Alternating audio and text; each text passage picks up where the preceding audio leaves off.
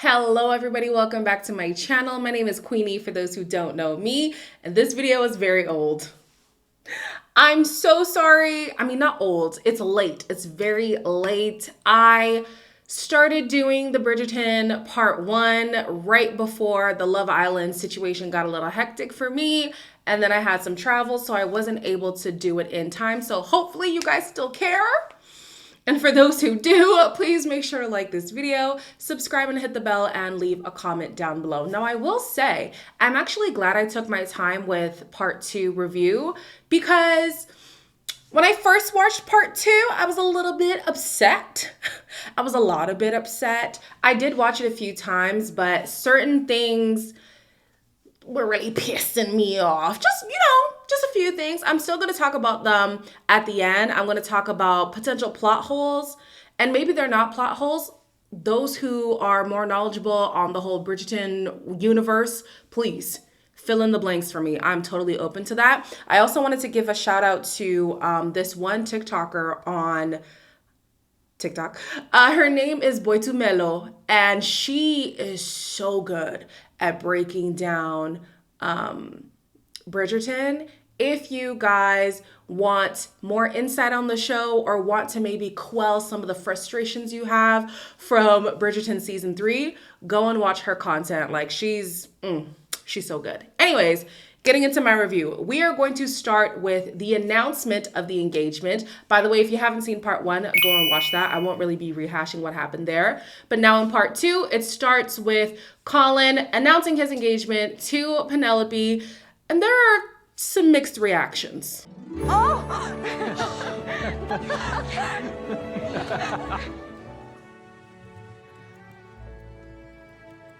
Louise, Does he know that you are Whistledown? he does not know. Please, Louise, please do not tell him. Is this one you had a hand in? I certainly did not, but I am rather pleased by it. Give that to me.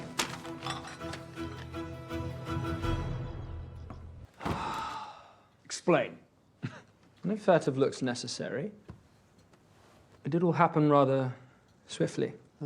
It's swift because you... Are you going to duel with your own brother? Or... Congratulations. Thank you.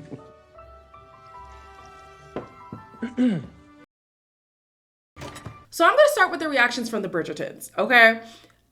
Obviously, everybody but Eloise is excited. And it's so frustrating for me to sympathize for Eloise. Like, I do understand from a friendship standpoint, it's like, well, one, we're already like having tiffs and stuff. How dare you get with my brother?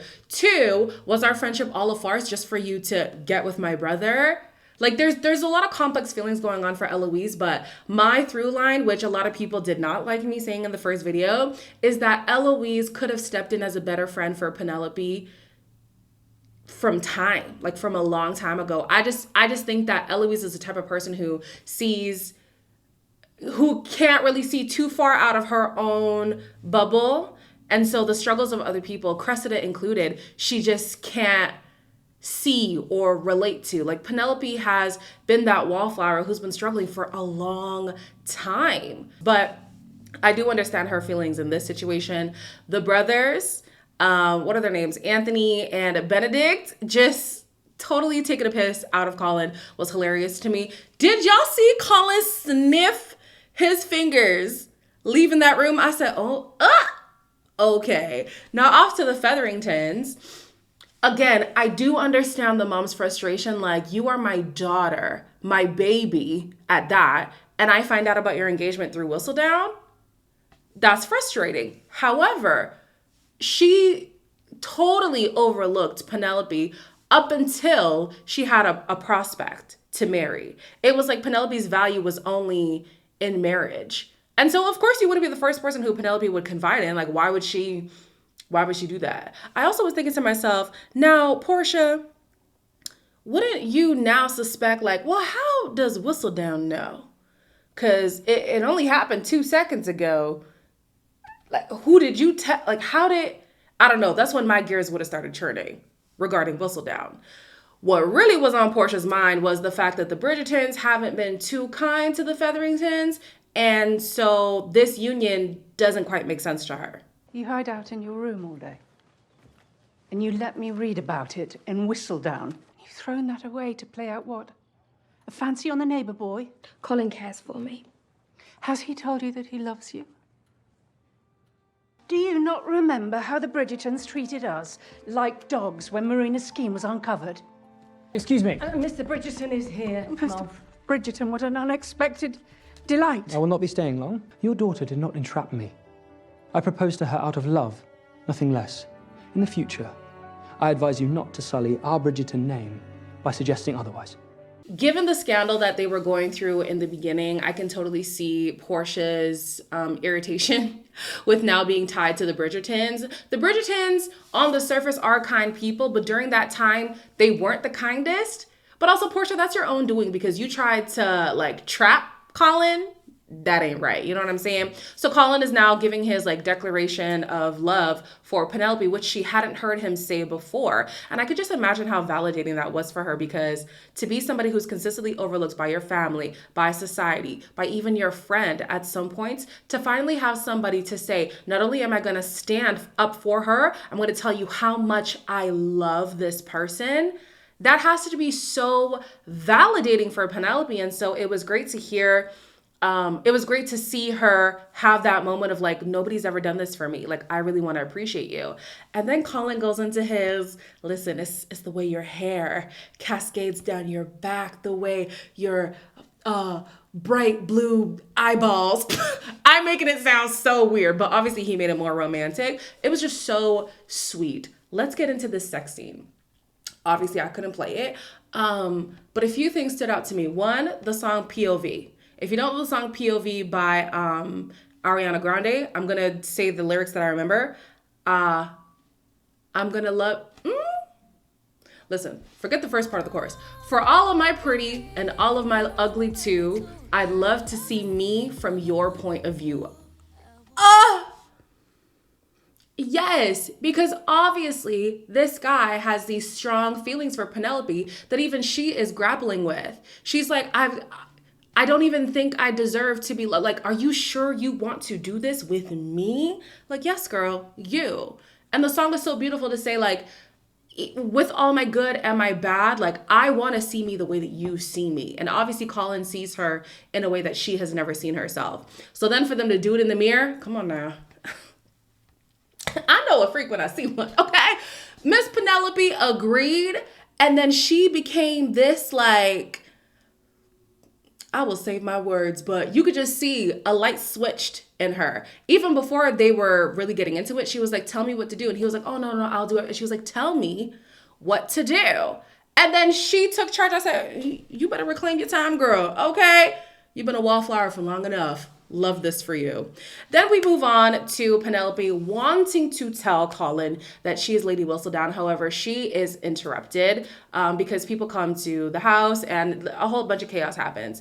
Through this, they find out that there's actually a bounty out for Lady Whistledown. Now, the bounty is only $5,000. In 2024, $5,000 ain't too much. Back in those days, £5,000 was about 371,000 pounds. And in American or Canadian dollars, whatever, that's about $500,000 for $5,000 for Miss Lady Whistledown. And what is your plan, Your Majesty?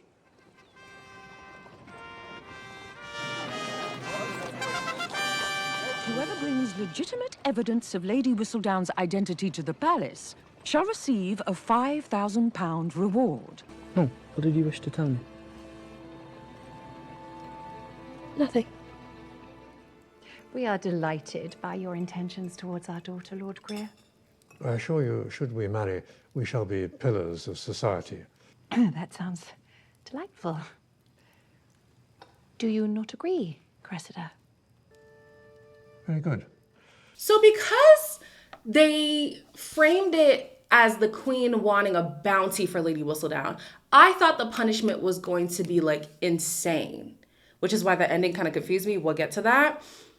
So I was like, why would Cressida want to expose herself as Lady? Well, I think at first she wanted the money for exposing Lady Whistledown, and then was like, you know what, I will just become Lady Whistledown because that will tarnish any kind of chances of me getting married to some old man that my dad wants to ship me off to. But like, you see the fervor that everybody has to now find Lady Whistledown because they want the money, but it's also to get revenge on this woman who has been speaking so ill on everybody. Like, she has spared no one besides maybe the seamstress. She helped the seamstress business boom, and she maybe helped, did she help the Sharma girl? I'm not quite sure, but most of the people who've been written in Lady Whistledown has been to their detriment. You know what I'm saying? So you would think the punishment would be like absolutely insane.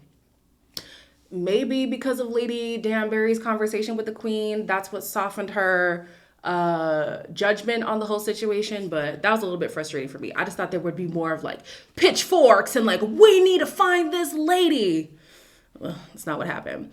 Around this time, Kate is also pregnant, and so she's not quite sure when to announce that she's pregnant because there's a lot going on. She plans the engagement party. Portia decides to escort her. Just Portia. So Philippa and Prudence do not come, mainly because Portia is trying to now mend their relationship with Penelope because, one, it is beneficial for her to accept this union with the Bridgertons since the solicitor is snooping around trying to discredit their funds.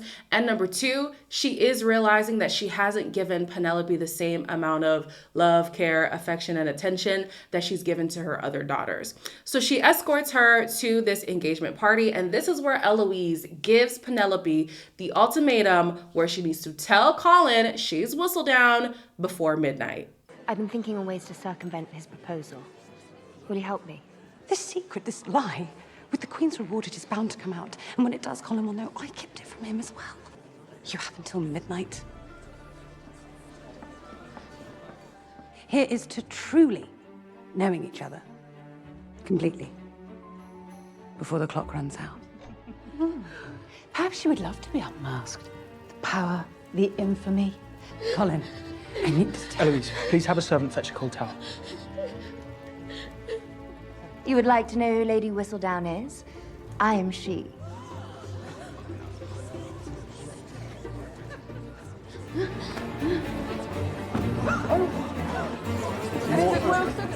I think I would have passed out too. Because, girl, Cressida, you have been the bane of my existence, and you are now making my life a living hell. Like, how dare you, number one, take my hard-earned title away from me like that? And number two, it's gonna look even more shady when I'm trying to explain, like, it's not Cressida, but like, how do you know it's not Cressida? Because it's me. Ta-da! You know what I'm saying? Like, Cressida, I get Cressida's motivation, and then I also see Penelope's frustration, like, oh my gosh, what was already difficult has become 10 times worse. So at this engagement party, this is when Kate and Anthony finally announce that they are with child. Eloise acknowledges that she also didn't share with Colin that Whistledown was Penelope. Penelope really, really, really wanted to say something, but things just got worse and worse and worse as time went on. So Eloise is talking to Colin, and she realizes this guy is actually in love with this girl. Like, it's not, you know, Penelope entrapping him in some kind of way. This love is genuine. So she now softens to the whole situation, and she's trying to hatch a plan with Penelope to get rid of Lady Whistledown altogether. I was going to tell him. Once I get this issue out, I do still plan to tell him. No. Why tell him? When the better thing is for you to put down your pen. She'll never be able to write a convincing issue. Let the column die with her name, and no one will ever be the wiser. Lady Whistledown is my name, not hers. Your name is about to be Bridgerton. I loved seeing this conversation and a later conversation that Penelope had with her mom. Basically, she was saying, in this time, as a woman, your identity is found in a man.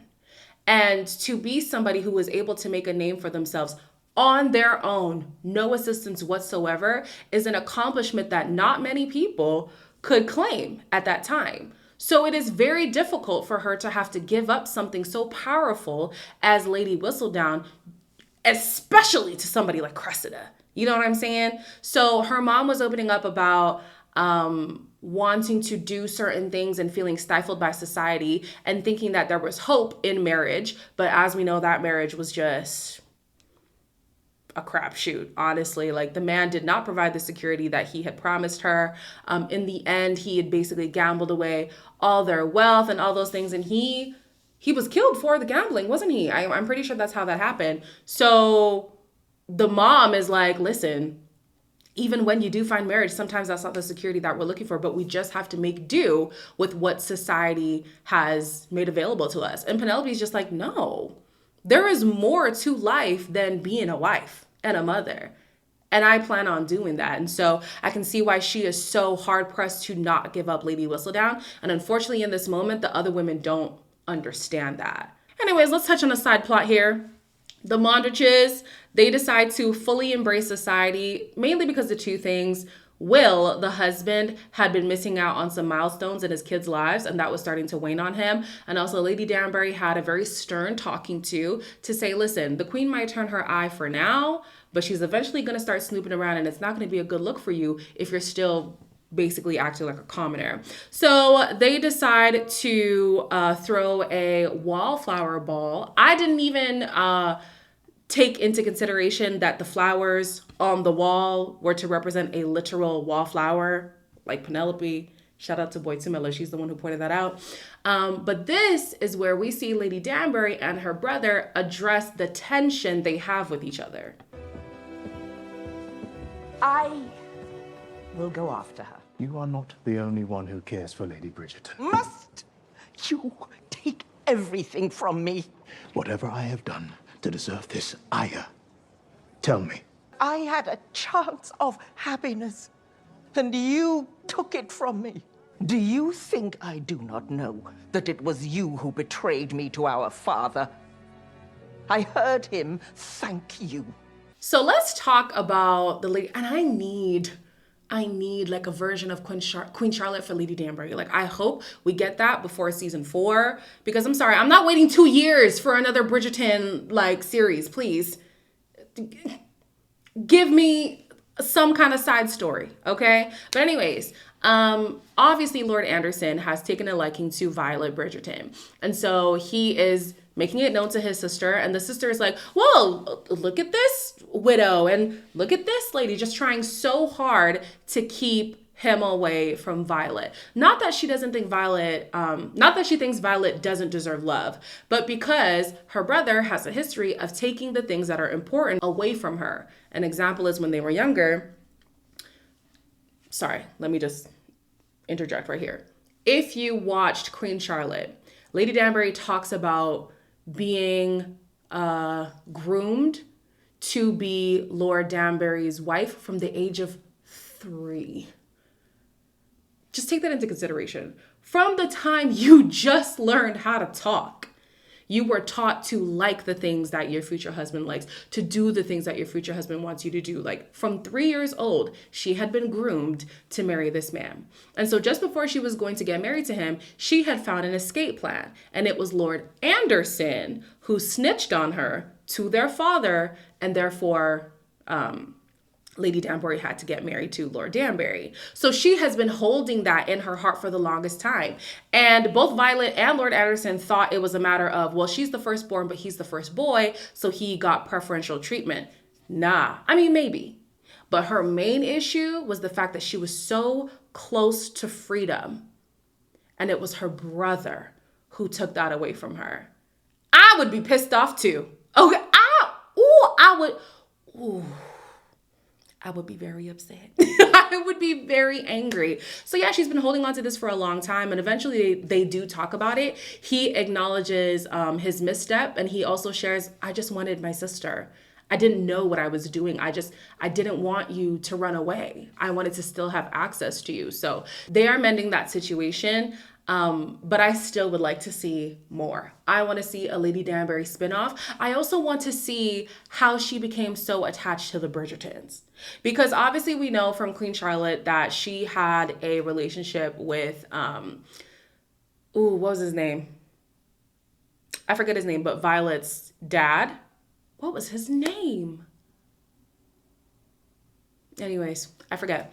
But I wonder if she kind of sees herself as like a stepmom friend thing. Like, I don't know. Because even back then, like, Violet took a liking to Lady Danbury, but she was obviously like much younger than her. So I wonder, like, does she see herself as like a motherly figure? Like, I don't know. Anyways, I want to see where that storyline goes. Back to Penelope and Colin. In this time where, you know, Cressida is trying to say I'm Lady Whistledown, whatever, Penelope is having writer's block. And that's so interesting to me because simultaneously, Colin is being so inspired to write. And the difference here is love has inspired him, whereas love has kind of stifled her because, and you might disagree with me, that's totally fine, a lot of Penelope's wit as Lady Whistledown is tied to bitterness, in my opinion. She was able to be so sharp-tongued, so witty, so smart, so clever because she had this resentment of how society had seen and treated her and people like her. So she then took power into her own hands, being able to give that bitterness back and now kind of like bring those people who would bring her down a peg. That's at least how I saw it. And so now that she's finally experiencing the things that she's been envious of this entire time, it's like, I don't know how to process this. Like, I don't even know how to write anymore. This is not what I'm used to. So that was an interesting storyline for me. Cressida, really her mother, is now writing a small piece to prove to the queen that she is Whistledown, but the queen has asked for a full article and gossip. So in an attempt to intercept Cressida, Penelope decides to publish the real paper from Whistledown, and this is where Colin finds her out. So he was scared that somebody had kidnapped her to these dark shadows of the night, and it turns out that she was there for her own stuff.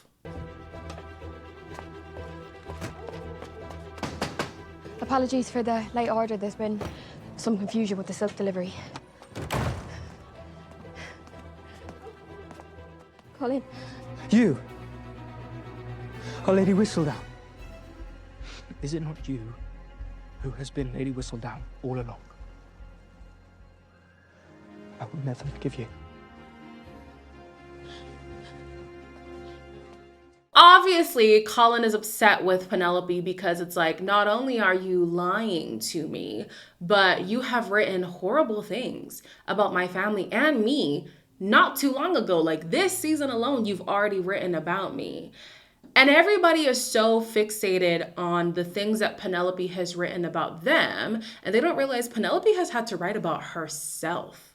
Like she has had to expose the scandal in her family.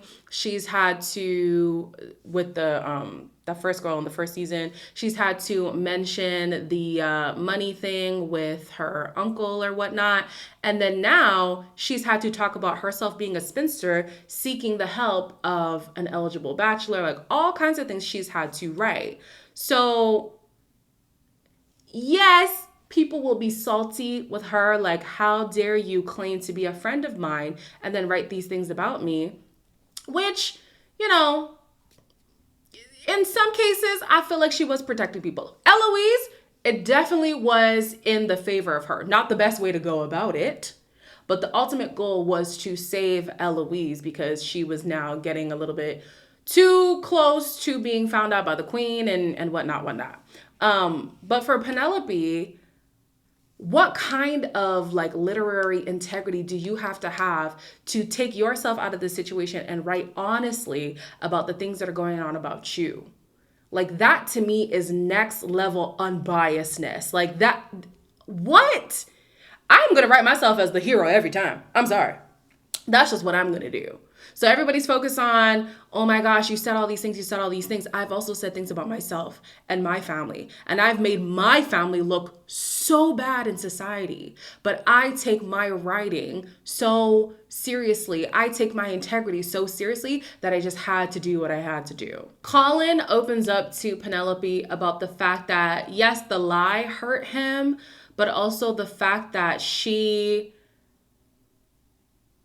is already this accomplished writer, something that he is striving to be. So it's like, okay, one, you're keeping me out of the loop. Two, you're this independent woman who doesn't really need a man. And three, you're kind of indulging me on my own, like, foolish writings when you are already a critically acclaimed, like, published author. Like, there's a lot going on for him right now, and I can understand how much of a complex that is for him. Being a man of the society at this time, like, what woman outside of the queen has a higher status than any man here? You know, it's just not a thing. Even a woman with the highest rank still is under a man. So for him, it's like, okay, you're better than me at writing. You have fooled the entire town at this point. You obviously don't need a man. You don't need money. You don't need security. What worth am I to you? I realize how much damage I have done, and I am so sorry for it. What were you thinking? There are so many things I should have done myself, and now with the confidence you've helped me find this year, I'm finally able to. You should have told me to my face. I know. Or do you not respect me enough? I have been careful. You have been foolish. Colin, I can take care of myself. Then what good am I to you? Colin, I love you.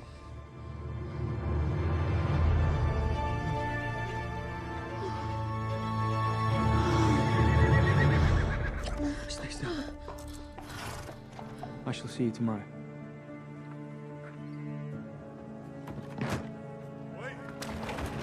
All the memes calling him Colin Featherington were killing me. But literally, this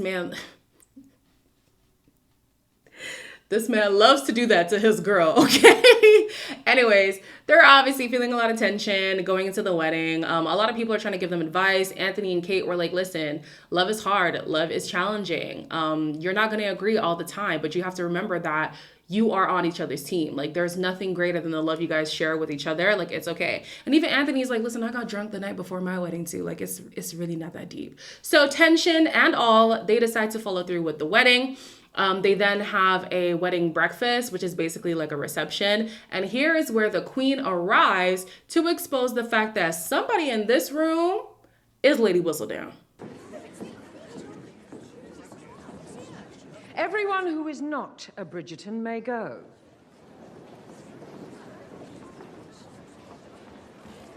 Penelope, you are a Bridgerton now. Someone in this room has something to hide. I am engaged to Lord Kilmartin. That is no great mystery, Miss Francesca. Your romantic sensibilities have been obvious for some time. I speak of Whistledown. Only when the Cowper girl publishes lies about this very family, suddenly Whistledown rushes to print. I assure you, if such a thing were happening in my home, I would know of it. And I would have put a stop to it a long time ago. Very well. Hold your tongue another night. I shall loosen it soon enough. This scene always kills me because it's the tie between Lady Danbury standing there firm-footed, not moving an inch, even though it is clear the queen is trying to only talk to the Bridgertons. It's the queen letting it happen, not even questioning it, like, yeah, she's part of the Bridgertons, it is what it is. And then Penelope walking out, and then Colin's like, no, girl, you're one of us now. Like, it was all three of those things. I can't even tell which moment is my favorite. They all make me laugh. But basically what exposed Penelope was the fact that it was only when Cressida posted disparaging things about the Bridgertons that Lady Whistledown came to debunk all the claims that Cressida was saying. And in that, nothing negative was said about the Bridgertons. Now, she has said negative things before, but this time around, it was like a deliberate attempt to save the reputation of the Bridgertons. So the queen was like, well, obviously, it's got to be one of y'all. And she's close. She's close. That was also the moment when Lady Danbury realized it's probably Penelope. I know these people well enough to know they wouldn't, I don't know if it's they wouldn't have the wit or they wouldn't do something like, I'm not quite sure, but she knew it had to be somebody who was very close, and who's closer to them outside of her than Penelope. It's at this time that Colin he's like accepting of the fact that, okay, we are where we are now. Like, I understand you are Whistledown, but we now have a golden opportunity for you to let her go. Nobody is understanding how important Whistledown is to Penelope. And so she refuses, which causes some more tension for them. All the while, Cressida has been in sequester by her father because he's basically been ousted by society because of her claims of being Whistledown. So she is now like, my only hope is to now actually get money from Lady Whistledown. Maybe that'll save me and I can put myself up somewhere. Or that could raise a dowry. This is her mom's idea. That could raise a dowry for her to marry somebody, anybody, you know? So she goes to the printing office. She discovers that Lady Whistledown likely has red hair or whatever. And then she concludes that it is Penelope. She's now blackmailing Penelope for some money. No one would ever suspect you, as you are so very forgettable. Miss Cowper. Lady Featherington. Penelope and I were just discussing whether or not I'm to be believed. You will pay me my sum, or I will reveal the truth to the entire ton. I was not expecting to see you till later this afternoon. She knows, Colin, you don't have to hide your ire. If she knows, we must prevent her from revealing it. I'm not asking for your help. I merely wanted to be honest with you. It is not up to you what we do. I can pay her. You have made that higher sum? All this time? Please, would you just let I will not cower to Miss Cowper. I will call upon her tomorrow. Bring her to see this course of action is ruinous for everyone involved. It is the only way forward.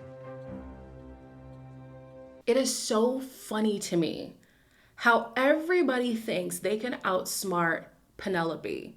It's like, oh, poor little Penelope, she doesn't know what she's doing. Poor little Penelope, she's naive. She's not smart enough to really navigate these certain things. Like, for years,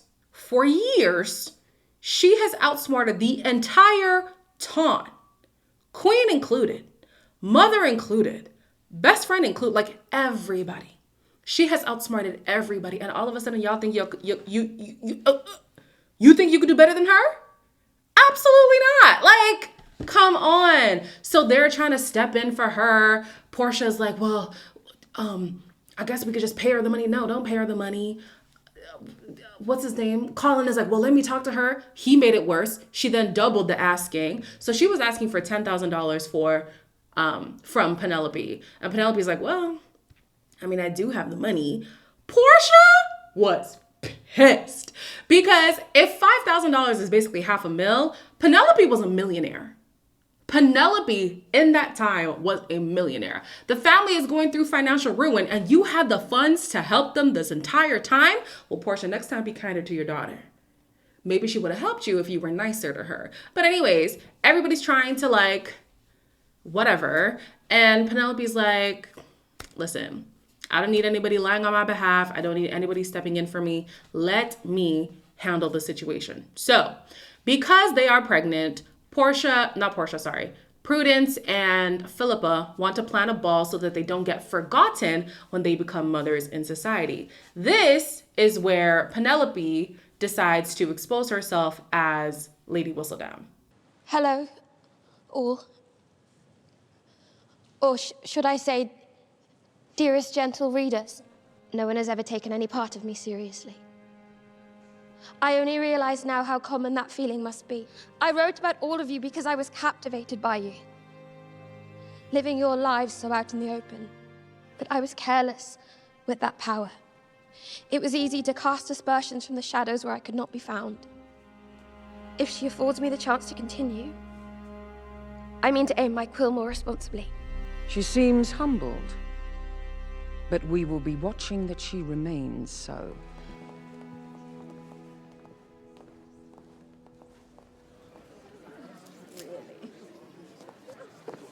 Now, Barney! The bugs!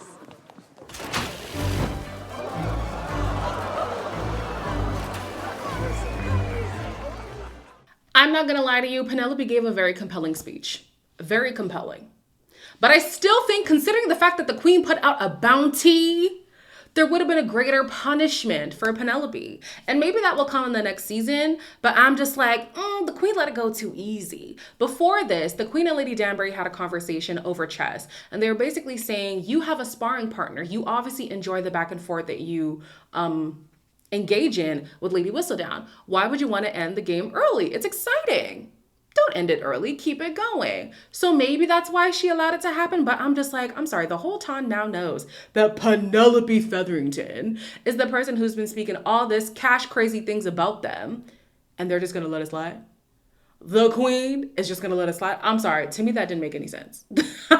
That did not make sense to me, but anyways, the girls do, being Prudence and Philippa, they do see their sister now like as a sister. Portia is very proud of her daughter. Yeah, just a lot of acceptance for Penelope, which was the ultimate goal, I guess you could say. Like, she just wanted to be seen. She wanted to be valued. She wanted to be understood. And that is finally her reality. Let me address some subplots before I go to the plot holes for me. Anthony and Kate decided to spend some time in India so she could be more connected with her family. This is so interesting to me because even in the Bible, there's this narrative of a man must leave his family and cleave to his wife. But in reality, when people get married, it's often the wife who has to leave her family and cleave to her husband. And oftentimes they can lose their identity in wifehood, motherhood. And so for Anthony to see the potential of that and to say, you know what, I want you to stay connected with your roots, stay connected with your family, and even our baby will have that connection. I thought that was so beautiful, especially because Anthony's just so good for Kate. Kate just knew this kind of love story was not going to be available for her, which is why she tried so hard to, you know, make sure her sister married well. It was really to give her the dream that she thought she would never experience. And now she's experiencing that and then some. Like, love that for you, girl. Another side plot we have is Lord Anderson and Violet decide to open themselves up to the potential of tending to the garden. Okay, love that. It's an interesting story of love after loss and after love, and also love later in life. So they've both lost their partners. Lord Anderson's marriage didn't start as a love match, but it eventually became one. We know that Violet always is like, love, love, love, love, love. We love love. And so to have them lose a great love and have to open themselves up to experience another love later in age, like that's an interesting storyline. I really hope they go into that. Not in the main season. I want it to be in a sub-season. Just because I feel like this season had so many subplots, it was kind of taken away from the main story, but I would definitely love to see that. Then there was also a callback from Queen Charlotte. Violet acknowledged Lady Danbury's relationship with her father, and she was like, I don't need to know the details, but I just know you were a good woman to my father, and I appreciate that. And Lady Danbury, vice versa, was like, you are a good woman to my brother, and I appreciate that. That's all I need to know. I don't need to know anything else. That was beautiful. As Penelope and Portia got closer, Prudence was showing a lot of frustration. She was really struggling with the fact that she wasn't the center of attention regarding her mom. And so she would constantly try to prove herself. And one of the ways was, interestingly enough, being nicer to Penelope. She's like, okay, well, you're taking a liking to Penelope. Maybe if I'm nicer to her, you're also going to like me. The dynamic here that stood out to me was the first daughter. You know how like child order or birth order plays a role in how you show up. I'm sure as the first daughter, there was a while where she was the main event. You know what I'm saying? Then Philippa came. Okay. Then Penelope came, and it's like, oh my gosh, I'm definitely the afterthought. So I wonder how long Prudence had felt like an afterthought. And then finally she's doing something that her mom should be proud of. She's married, she's pregnant, and she's still an afterthought. And so she's fighting with those feelings. Like that was an interesting story. I also want to see the Featheringtons. I would like to see a sub-season from them too. Yeah. But yeah, that first daughter, a lot of first daughters either feel overlooked or they feel like they have to be a second mom. And then that takes away their childhood. So after discovering his sexuality, Benedict decides that he wants to be free. He does not want to be tied to the expectations of society, which is getting married, building a family, and stuff like that. Eloise also decides to break away from society, but like truly break away. She decides to move to Scotland with her sister and Lord Kilmartin. So we'll see what happens there. Speaking of Lord Kilmartin and Francesca. So their love match was hard for Violet to accept, mainly because it wasn't this expression of like big love. She's not used to that. So seeing Lord Kilmartin be a very subdued character, Francesca also subdued, sometimes even more so with him, it was like, okay, what is going on? But eventually she saw that, you know what, their union does make sense. And so she was in full support of their marriage. We'll see how long that lasts, because now Francesca is having her own sexual discovery where we are introduced to Michaela Sterling. Now, the word on the street, I didn't read the books, so I don't really know. The word on the street is this is very controversial because Michaela Sterling in the books is Michael Sterling. And the thing that really attached people to Francesca's storyline is the fact that in the books, she struggles with infertility.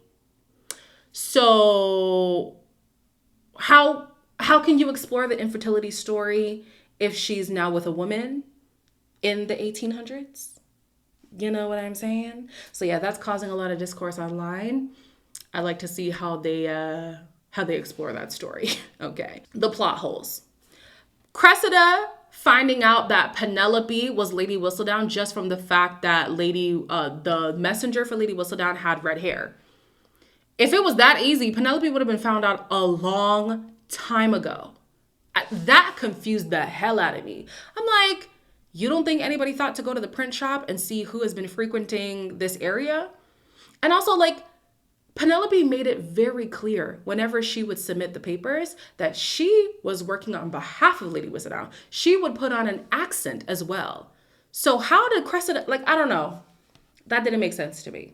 Another plot hole for me was both Prudence and Philippa being pregnant before Kate, but Kate showing in the season and Prudence and Philippa not showing.